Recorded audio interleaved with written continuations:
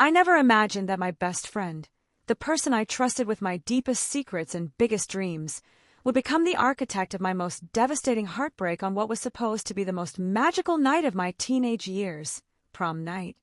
When her ultimate betrayal unfolded under the glittering lights of our high school gymnasium, shattering not just our friendship but my faith in the people closest to me, leaving scars that would follow me through decades of family struggles and personal growth in the rain-soaked suburbs of Seattle. It all began during my tumultuous teenage years in a modest neighborhood on the outskirts of Seattle, Washington, where the constant drizzle painted the streets in shimmering reflections and the air carried the fresh,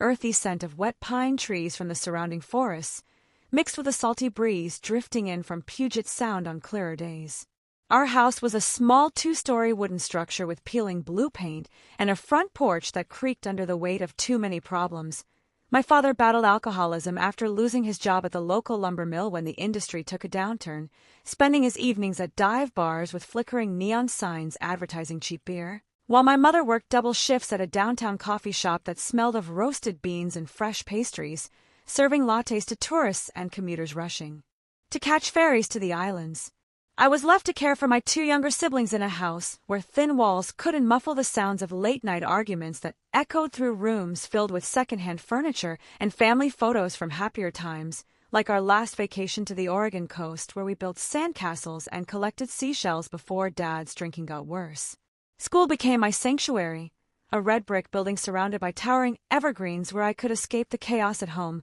walking through hallways that smelled of floor wax and teenage cologne, past lockers covered in stickers and photos of pop stars like Britney Spears and the Backstreet Boys. It was there, in 7th grade, that I met Sarah during lunch in the cafeteria that reeked of pizza grease and chocolate milk, bonding over our shared love of boy bands and dreams of escaping our small town for bigger adventures in cities like Los Angeles or New York. We became inseparable, spending weekends at the Northgate Mall trying on clothes we couldn't afford at stores like The Limited and sharing soft pretzels while people watching, or sneaking into R-rated movies at the multiplex that smelled of buttered popcorn and teenage rebellion. Sarah lived in a slightly nicer neighborhood with manicured lawns and 2-car garages, her parents both working steady jobs, her mom as a nurse at Swedish Medical Center and her dad as an accountant for a local firm, but she understood my struggles, often inviting me over for sleepovers where we'd paint our nails with glittery polish and practice dance moves to TRL countdown shows on MTV.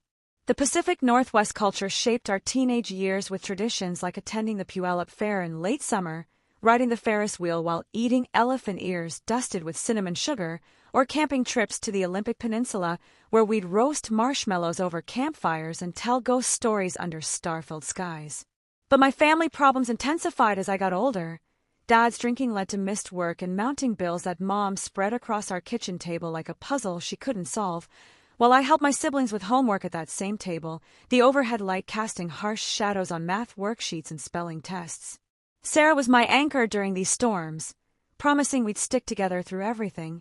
especially senior year when prom represented the pinnacle of our high school experience, a night we'd planned since freshman year while flipping through magazines like 17 and Teen Vogue, dreaming of perfect dresses and fairy tale moments. I saved every penny from my part-time job at a local grocery store, bagging groceries, and dealing with impatient customers who smelled of rain and frustration,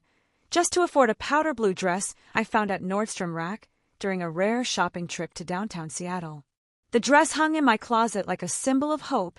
its satin fabric catching the light from my bedroom window that overlooked our neighbor's garden where roses bloomed despite the constant moisture. Sarah helped me plan every detail, from choosing the perfect shade of lipstick at the Walgreens makeup aisle to practicing slow dance moves in my living room while my siblings watched cartoons on our old television set. I trusted her completely, sharing my crush on Tyler Morrison, the star quarterback with sandy brown hair and a smile that made my heart race during chemistry class, where we sat 2 rows apart and I'd steal glances while pretending to focus on periodic tables and molecular structures. The signs of betrayal were subtle at first. Sarah's lingering looks at Tyler during lunch, her sudden interest in football games where she'd cheer a little too enthusiastically from the bleachers that smelled of rain-soaked wood and teenage hormones, or the way she'd change the subject whenever I mentioned asking him to prom. But I dismissed these red flags, too caught up in my own family drama to notice. Like the night before our pre-prom party when Dad came home drunk and Mom threatened to leave, their voices carrying through the house while I tried to focus on curling my hair with hot rollers that filled my room with the scent of heated ceramic and hairspray. That pre-prom gathering at Jessica Chen's house, with its backyard pool illuminated by string lights and the smell of barbecue mixing with teenage perfume and cologne, should have been a warning. Sarah disappeared for hours, claiming she was helping with decorations, but I found her phone buzzing with texts from an unknown number, messages that made her blush and quickly delete. The unease settled in my stomach like the greasy pizza we ate while getting ready, but I pushed it aside, focusing on the excitement of finally having my Cinderella moment after years of playing caretaker to a broken family, dreaming of one perfect night where I could forget about overdue bills and my father's empty beer bottles hidden behind the couch. If you're already feeling the tension building, drop Best Friend Betrayal in the comments below and hit that subscribe button. You won't believe what happens next, and I promise the drama is just getting started. The morning of prom dawned with Seattle's typical spring drizzle, droplets tapping against my bedroom window like tiny fingers drumming an anxious rhythm, while I lay in bed listening to the familiar sounds of our household chaos, Mom rushing around the kitchen making coffee in our ancient percolator that gurgled and hissed, Dad's heavy footsteps on the creaky stairs as he stumbled toward the bathroom, and my little brother practicing violin in the living room, the screechy notes mixing with the morning news anchor's voice reporting traffic jams on I-5. My room was a teenage girl's sanctuary, walls covered with posters of Leonardo DiCaprio from Titanic and magazine cutouts of prom dresses I'd never be able to afford, the air thick with the vanilla scent of Bath and Body Works lotion, and the lingering smell of last night's Chinese takeout from the container still sitting on my desk next to unfinished homework. Sarah arrived early, bouncing through our front door with an energy that seemed forced,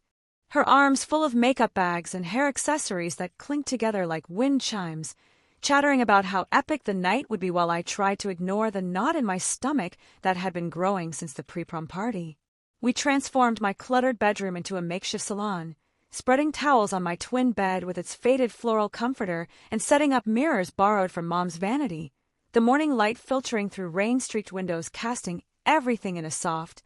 gray glow that matched the Pacific Northwest's perpetual overcast sky. The ritual of getting ready felt sacred, curling each other's hair with hot irons that filled the room with the chemical smell of styling products, applying makeup with the precision of artists painting masterpieces,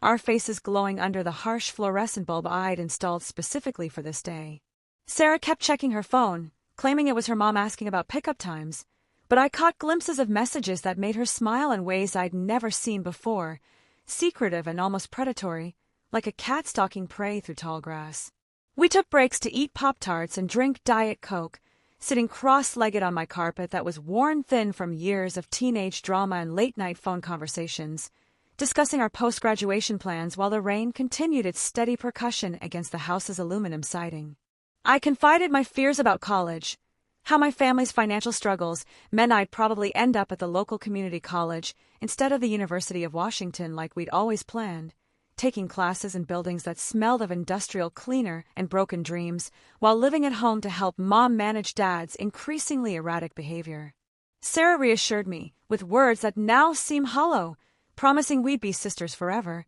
and that distance wouldn't change anything, her voice carrying the same false sweetness as the artificial cherry flavor in our lip gloss. The afternoon brought a parade of beauty appointments, nails done at a salon that reeked of acetone and gossip, where middle-aged women discussed their divorces while Vietnamese technicians painted our fingertips in shades called midnight blue and silver shimmer,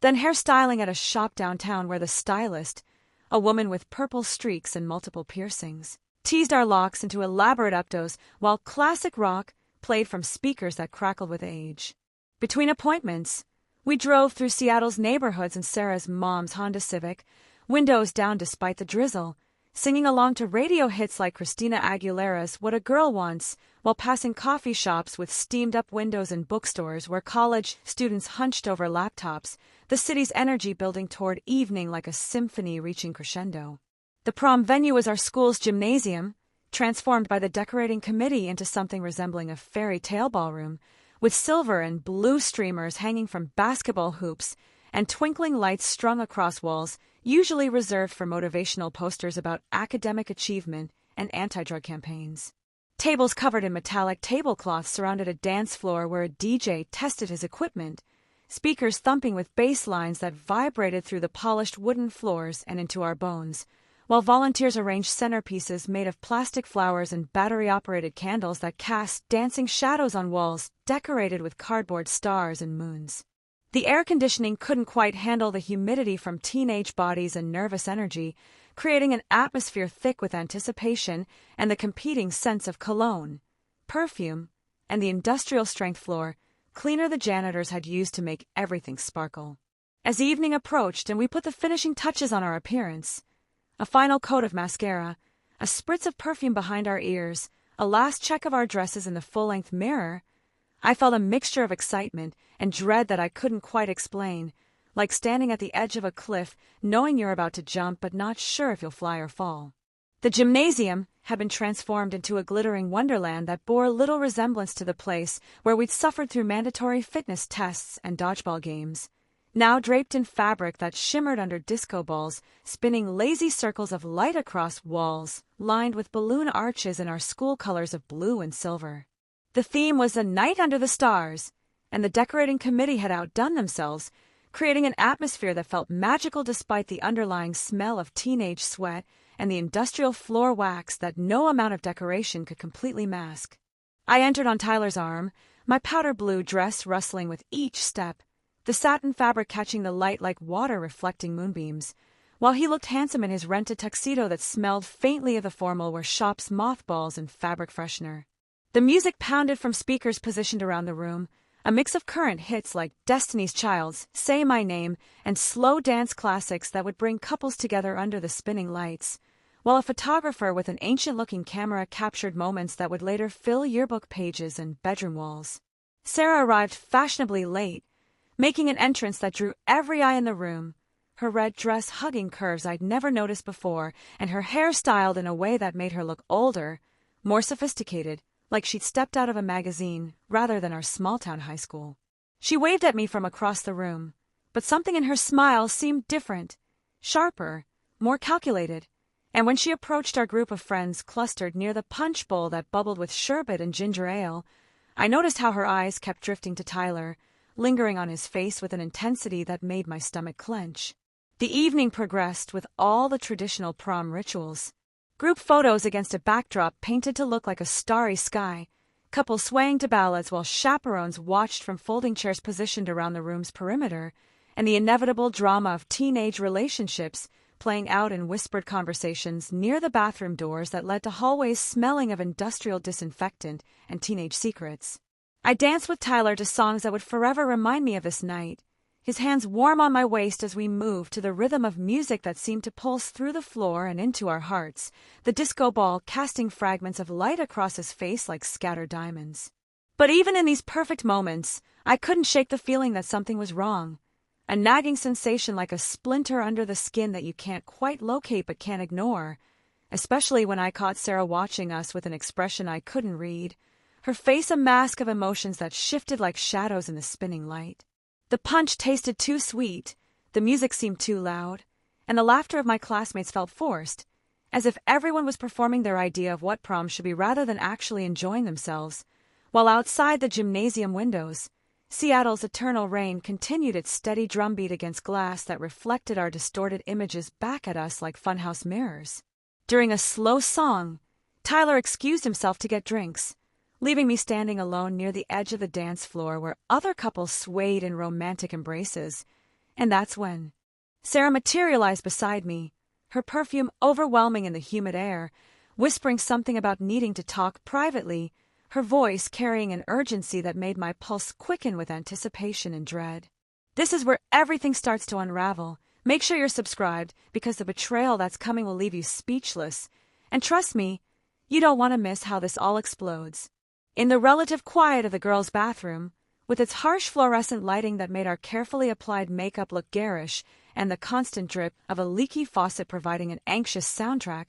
Sarah's mask finally began to slip, her perfectly glossed lips trembling slightly as she gripped the edge of the sink with manicured nails that clicked against the porcelain like tiny hammers. The bathroom smelled of industrial soap and teenage desperation, with crumpled paper towels scattered around overflowing trash cans and graffiti scratched into stall doors that told stories of heartbreak and rebellion in permanent marker and ballpoint pen. She started with small confessions, admitting she'd been jealous of my relationship with Tyler, her voice echoing off tile walls that had witnessed countless teenage dramas over the years. But as she spoke, the truth began pouring out like water from a broken dam. How she'd been texting him for weeks, meeting him after school in the parking lot where they'd sit in his car listening to music while rain drummed on the roof, sharing secrets and stolen kisses that tasted of betrayal and teenage hormones. My reflection in the mirror looked pale and shocked, the girl who'd spent hours perfecting her appearance, now staring back with eyes wide with disbelief, while Sarah continued her confession with a mixture of guilt and defiance that made her seem like a stranger wearing my best friend's face. She revealed how she'd manipulated situations to spend time alone with him, volunteering for student council projects she'd never cared about before, staying after school for study sessions that had nothing to do with academics and everything to do with seduction, her voice growing stronger as she spoke, as if admitting her betrayal was somehow liberating rather than devastating. The bathroom door swung open periodically, letting in bursts of music and laughter from the dance floor, where our classmates continued their celebration. Oblivious to the drama unfolding in this fluorescent-lit confessional, while I stood frozen, my powder blue dress suddenly feeling like a costume for a play I no longer wanted to perform in. Sarah's words hit me like physical blows. How she convinced Tyler that I was too needy because of my family problems, painting my struggles with my father's alcoholism and my mother's exhaustion as character flaws, rather than circumstances beyond my control, turning my vulnerability into a weapon against me with the precision of someone who knew exactly where to aim for maximum damage. She described their secret meetings with the enthusiasm of someone recounting a romantic movie, completely oblivious to how each detail felt like a knife twisting in my chest, especially when she mentioned how Tyler had confided in her about feeling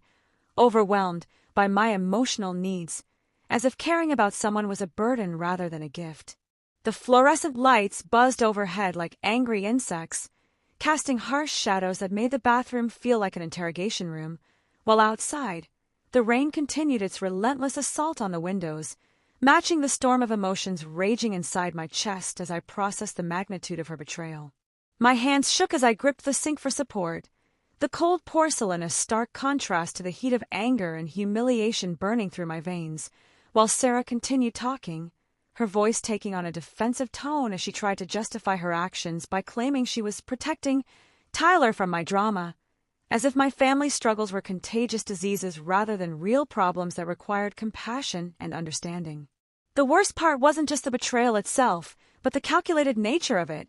How she'd used her knowledge of my insecurities and fears as ammunition, turning years of friendship and shared secrets into weapons designed to destroy my confidence and steal the one good thing in my life, all while maintaining the facade of being my loyal best friend and confidant. The confrontation escalated when other girls entered the bathroom, their laughter dying as they sensed the tension crackling between us like electricity before a thunderstorm, the air thick with unspoken accusations and the metallic taste of betrayal that seemed to coat everything in the small, tiled space. Sarah's confession had opened floodgates, and now the truth poured out in torrents, how she'd been spreading subtle rumors about my family's problems, painting me as unstable and too much work to anyone who would listen, including Tyler, who she convinced that dating me would be like signing up for a lifetime of drama and baggage. The bathroom mirrors reflected our distorted images, my face pale with shock and hers flushed with a mixture of guilt and defiance, while the automatic paper towel dispenser kept activating randomly, adding an absurd mechanical soundtrack to our emotional showdown. She revealed how she'd orchestrated situations to make me look bad, canceling plans at the last minute so Tyler would think I was unreliable, forgetting to pass along messages so I'd seem irresponsible, and even going so far as to suggest that my family's financial struggles made me a gold digger who was only interested in Tyler because his parents owned a successful restaurant chain. Each revelation felt like a physical blow, the kind that leaves you breathless and disoriented, especially when she admitted to reading my diary during sleepovers, mining my private thoughts and fears for ammunition to use against me in her campaign to steal my boyfriend and destroy my reputation. The other girls in the bathroom had gone silent, sensing they were witnessing something significant, their eyes wide as they pretended to fix their makeup while actually listening to every word of our confrontation, which would undoubtedly become school gossip by Monday morning. Sarah's voice grew shriller as she tried to justify her actions, claiming that Tyler deserved better than someone with so much baggage, as if my family struggles were personal failings rather than circumstances beyond my control, her words echoing off the tile walls like accusations in a courtroom where I was both the defendant and the victim. The fluorescent lights seemed to flicker in rhythm with my racing heartbeat, casting intermittent shadows that made the whole scene feel surreal, like a nightmare I couldn't wake up from. While outside the bathroom door, the prom continued with its artificial joy and manufactured romance, completely unaware that my world was crumbling in a space that smelled of disinfectant and teenage desperation. When I finally found my voice, it came out as a whisper that gradually grew to a roar, years of suppressed anger and frustration pouring out as I confronted her about every lie, every manipulation, every moment when she'd smile to my face while stabbing me in the back, my words bouncing off the walls like bullets ricocheting in an echo chamber. The other girls began to back away, sensing that this confrontation was about to explode beyond the confines of typical teenage drama while Sarah's facade finally cracked completely, revealing the calculating, jealous person she'd been hiding beneath the mask of friendship, her true nature as ugly as the harsh lighting that made us all look like ghosts of our former selves. The aftermath of our bathroom confrontation spilled onto the dance floor like poison spreading through water, contaminating what should have been the most magical night of our high school careers with the bitter taste of betrayal and broken trust. I emerged from that fluorescent-lit chamber of revelations feeling like I'd been turned inside out, my carefully constructed prom night fantasy crumbling around me like a house of cards in a hurricane, while Sarah followed behind, her red dress now seeming more like a scarlet letter marking her as the architect of my humiliation. The gymnasium's transformed atmosphere felt oppressive now, the twinkling lights and silver decorations mocking my pain with their artificial cheerfulness, while the music that had seemed so romantic just minutes before now sounded hollow and meaningless, like a soundtrack to someone else's life. Tyler was waiting by the punch bowl, his handsome face creased with confusion as he sensed the tension radiating from both of us, his rented tuxedo suddenly looking like a costume for a play he didn't understand, while around us, our classmates continued dancing and laughing, blissfully unaware that the foundation of my world had just shifted beneath my feet like an earthquake registering only on my personal Richter scale. The confrontation that followed was swift and brutal, played out in whispered hisses near the edge of the dance floor where the music was loud enough to mask our words but not our body language, which spoke volumes about the drama unfolding in real time. Sarah had beaten me to Tyler, her version of events already poisoning his mind with carefully crafted lies that painted me as the villain in our story, describing my jealous accusations and unstable behavior with the skill of someone who'd been practicing this performance for weeks. I watched in horror as Tyler's expression changed from confusion to disappointment to something approaching disgust, his eyes, the same ones that had looked at me with such warmth just hours before, now cold and distant as he absorbed Sarah's twisted narrative of events. My attempts to defend myself fell on deaf ears, my words sounding desperate and unhinged even to my own ears,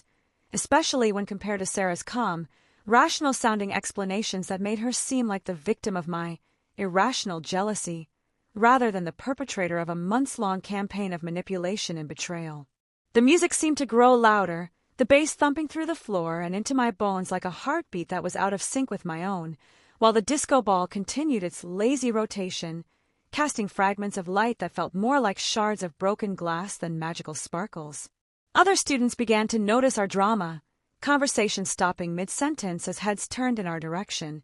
their faces showing the mixture of curiosity and schadenfreude that teenagers display when witnessing someone else's public humiliation, like spectators at a gladiator match, waiting to see who would emerge victorious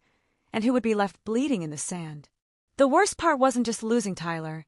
though that felt like having my heart ripped from my chest and stomped on by someone wearing stilettos, but watching Sarah comfort him with the same gentle touches and soothing words she'd once used to console me during my darkest moments, her betrayal complete as she stepped seamlessly into the role of his girlfriend while I stood there like a discarded prop from a play that had moved on without me. The rest of prom night passed in a blur of humiliation and heartbreak, the gymnasium's festive atmosphere becoming a torture chamber where I was forced to watch Sarah and Tyler dance to songs that should have been ours,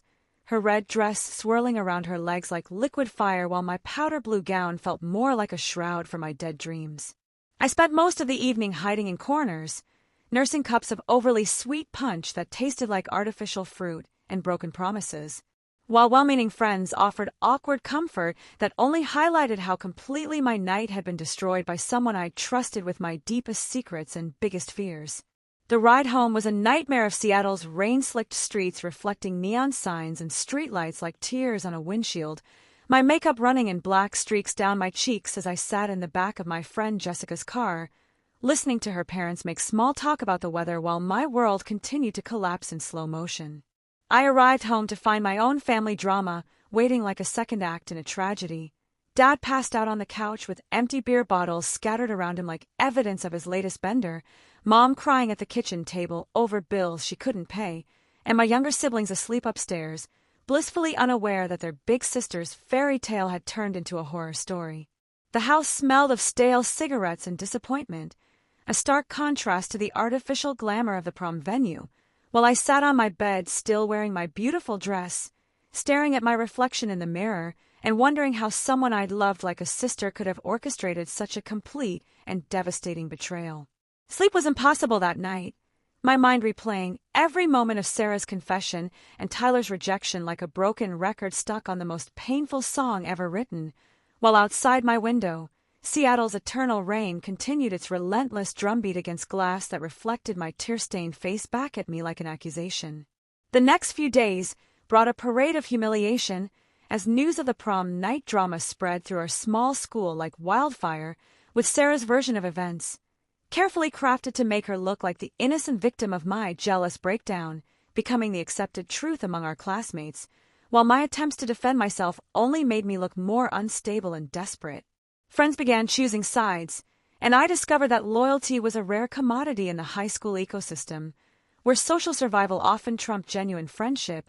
leaving me more isolated than ever as I navigated hallways that felt like gauntlets of whispered gossip and sideways glances. The betrayal cut deeper than any romantic heartbreak because it came from someone who knew exactly where to aim for maximum damage, someone who'd spent years learning my vulnerabilities and insecurities only to weaponize them against me when it served her purposes, turning our friendship into a long con that I'd been too trusting to recognize until it was too late. In the weeks following prom, as Seattle's spring gave way to the brief, glorious summer that makes residents forget about the 9 months of rain and gray skies, I found myself navigating a social landscape that had been permanently altered by Sarah's betrayal, like trying to walk through familiar territory after an earthquake has shifted all the landmarks. School became a minefield of awkward encounters and whispered conversations that stopped abruptly when I entered a room, the hallways that had once felt like home now seeming hostile and unwelcoming, filled with the ghosts of friendships that had died collateral damage in Sarah's campaign to steal my life. My grades, which had always been my ticket to a better future despite my family's financial struggles, began to slip as I found it impossible to concentrate on calculus problems and English essays when my mind was consumed with replaying every moment of our friendship, searching for clues I'd missed and signs I should have recognized. The summer job I'd planned to take at a local ice cream shop, scooping Rocky Road and mint chip for tourists visiting Pike Place Market, became my refuge, the mindless routine of serving frozen treats providing a welcome distraction from the emotional chaos that had become my daily reality. My coworkers were mostly college students who didn't know about my high school drama, allowing me to reinvent myself as someone who hadn't been publicly humiliated by her best friend, at least during the 8-hour shifts that smelled of waffle cones and artificial vanilla flavoring. But even there, I couldn't escape completely. Sarah and Tyler would sometimes appear as customers, their new relationship on full display as they shared sundaes and laughed at inside jokes that should have been mine, their happiness feeling like salt in wounds that refused to heal no matter how much time passed. Home offered no sanctuary either, as my family's problems continued to escalate, with Dad's drinking reaching new lows and Mom working extra shifts to compensate,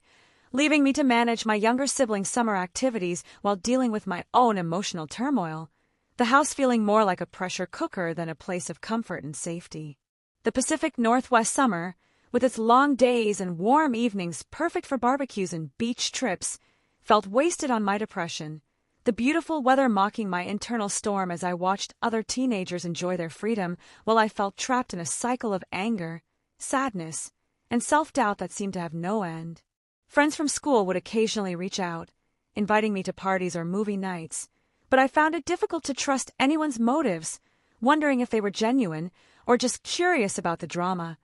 My ability to form new connections damaged by Sarah's systematic destruction of my faith and friendship. The betrayal had taught me that people could smile to your face while plotting your downfall, that secrets shared in confidence could become weapons, and that the person you trust most in the world might be the one most capable of destroying you. Lessons that felt too heavy for someone who should have been worried about college applications and summer romance rather than the fundamental nature of human loyalty. Therapy sessions with a counselor who smelled of lavender and spoke in soothing tones helped somewhat, providing a safe space to unpack the layers of hurt and betrayal, but the damage felt too deep to heal completely, like a bone that had been broken and set wrong, leaving me with a permanent limp in my ability to trust others completely. As senior year approached with its promise of new beginnings and college applications, I made a conscious decision to rebuild my life from the ground up, using the pain of Sarah's betrayal as fuel for transformation rather than allowing it to define my future, though the process felt like learning to walk again after a devastating accident. The hallways of our high school, which had once echoed with the laughter Sarah and I shared during passing periods, now became spaces I navigated with careful precision, avoiding the areas where she and Tyler held court with their new group of friends, their relationship having solidified into something that looked genuine from the outside but felt like a performance to me, knowing as I did the manipulation and lies that had formed its foundation. I threw myself into activities that had nothing to do with my former social circle, joining the debate team where I could channel my anger into persuasive arguments, volunteering at a local animal shelter where dogs and cats offered unconditional love without the complications of human betrayal, and taking on additional shifts at the ice cream shop where the simple act of serving happiness in frozen form provided a kind of therapy that no counselor could match. My college applications became a lifeline to a future beyond the small-town drama that had consumed my senior year, essays about overcoming adversity, writing themselves as I poured my experiences with betrayal and family dysfunction into personal statements that admissions officers would later describe as compelling and mature beyond her years. The University of Washington accepted me with a partial scholarship, my grades having recovered as I channeled my pain into academic achievement, proving to myself that Sarah's betrayal hadn't destroyed my potential for success, even if it had fundamentally changed how I approached relationships and trust. Graduation day arrived with Seattle's typical spring weather, a mixture of sun and clouds that couldn't decide what kind of day it wanted to be, and I sat in the gymnasium where prom had taken place just over a year earlier, the space now filled with folding chairs and proud families rather than disco balls and teenage dreams, the transformation serving as a metaphor for how much had changed in such a short time. Sarah sat several rows away with her family, her red graduation cap and gown making her easy to spot in the sea of blue, and when our eyes met across the crowded space, there was a moment of recognition that felt like looking at a stranger wearing a familiar face, the person I'd once considered my sister, now just another classmate I'd probably never see again. The summer before college was spent working double shifts and saving money, my family's financial situation having improved slightly as Dad entered a treatment program, and Mom got promoted to assistant manager at the coffee shop, small victories that felt monumental after years of chaos and uncertainty. I used the time to practice being alone without feeling lonely, taking long walks along the shores of Puget Sound where the salt air and cry of seagulls provided a soundtrack for reflection and healing, the vast expanse of water reminding me that there was a whole world beyond the small dramas of high school and the people who had tried to define my worth through their actions rather than my own choices. College at the University of Washington opened up a world I'd only dreamed about during those difficult years in high school, the sprawling campus with its cherry trees and Gothic architecture providing a fresh start where nobody knew about Sarah's betrayal or my family struggles, allowing me to reinvent myself as someone defined by potential rather than past pain. The dorms smelled of industrial carpet and teenage independence, filled with students from all over the Pacific Northwest and beyond, their stories of small-town origins and big-city dreams creating a tapestry of experiences that made my own struggles feel both unique and universal. My roommate was a girl from Eastern Washington whose family raised wheat and whose biggest worry was whether she'd packed enough warm clothes for Seattle's climate,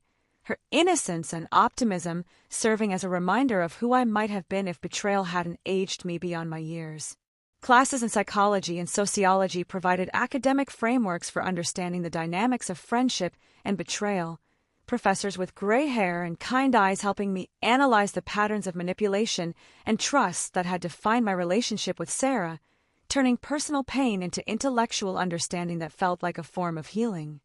I made new friends cautiously, testing the waters of trust with small confidences before diving deeper, my experiences having taught me to value quality over quantity in relationships, preferring a few genuine connections to the large social circles that had once seemed so important. The campus coffee shops became my study spaces, the aroma of espresso and the hum of student conversations providing a comforting backdrop for textbooks and term papers, while outside the windows, Seattle's skyline rose like a promise of the professional future I was working toward with every completed assignment and passed exam. Dating was complicated by my trust issues, potential boyfriends having to prove their sincerity through actions rather than words, my heart having learned to protect itself behind walls that were necessary but sometimes felt like prisons. The few times I ran into high school classmates around Seattle, they would update me on Sarah's life,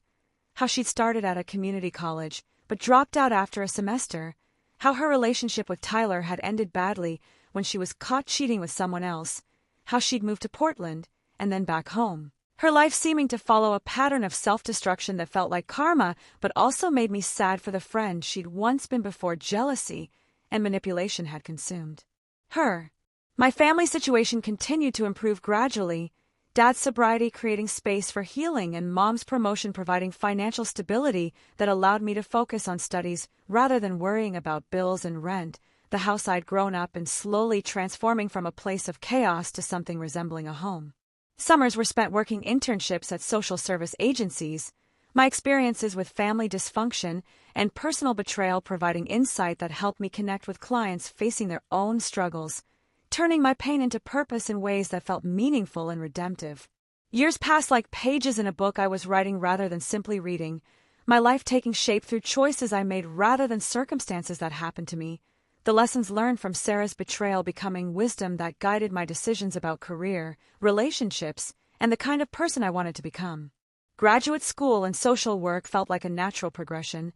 my thesis on trust and betrayal in adolescent friendships drawing from personal experience while maintaining academic objectivity, professors praising my insight into the psychological mechanisms that drive people to hurt those closest to them. I met my future husband in a coffee shop near campus, his genuine kindness and transparent nature slowly breaking down the walls I'd built around my heart, our relationship developing with the patience of someone who understood that trust was earned rather than given freely. Our wedding was small and intimate, held in a garden overlooking Puget Sound where the scent of roses mixed with salt air, surrounded by friends who had proven their loyalty through years of consistent support rather than grand gestures,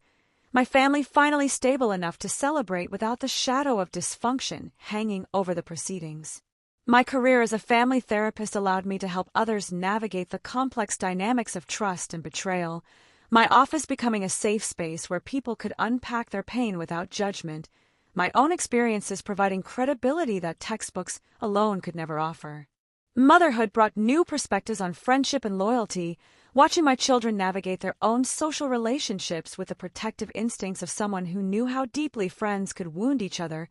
teaching them to value authenticity over popularity, while hoping they would never experience the kind of betrayal that had shaped my own adolescence. The house we bought in a Seattle suburb had a garden where I grew roses and vegetables, the act of nurturing growth from soil feeling like a metaphor for how I'd rebuilt my life from the ashes of that devastating prom night, creating beauty and sustenance from what had once felt like barren ground. Occasionally, I would drive past my old high school, the building looking smaller and less significant than it had during those tumultuous years when it felt like the entire world, the gymnasium, where both my dreams and heartbreak had played out now, just another room in a building full of teenagers facing their own dramas and discoveries. Social media sometimes brought updates about former classmates, including Sarah, whose life seemed to have stabilized somewhat,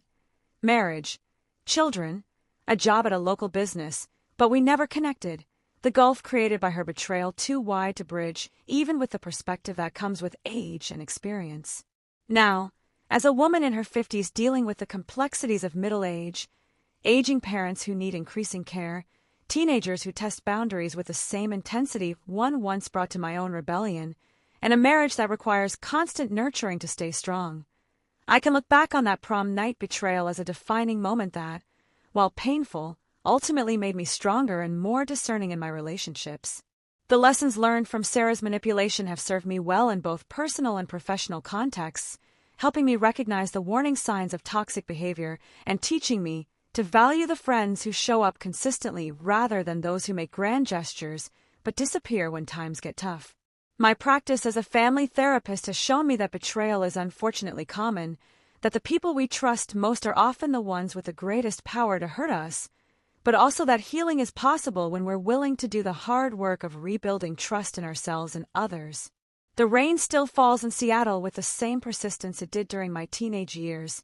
but now I find it comforting rather than oppressive, a reminder that some things endure while others wash away, leaving space for new growth and fresh beginnings. My children attend the same high school I did, the building having been renovated but still carrying the echoes of teenage drama and discovery, and I watch them navigate friendships with the wisdom of someone who knows that not all relationships are meant to last forever, but that doesn't make them less valuable for the time they do exist. The prom photos from that night still exist somewhere in a box in my closet, my powder blue dress preserved in plastic like evidence from a crime scene, but I no longer feel the sharp pain of betrayal when I think about that evening.